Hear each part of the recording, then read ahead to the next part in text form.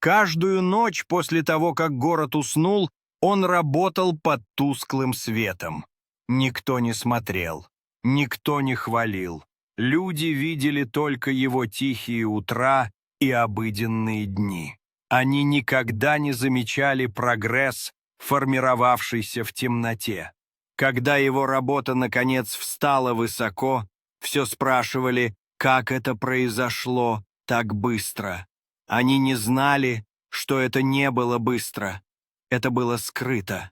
Город пробуждается, и солнце начинает подниматься над горизонтом, освещая новый строящийся объект среди старых зданий. Происходит суета дневного города, люди проходят мимо, не замечая новой конструкции, демонстрируя контраст между ночным трудом и дневной суетой.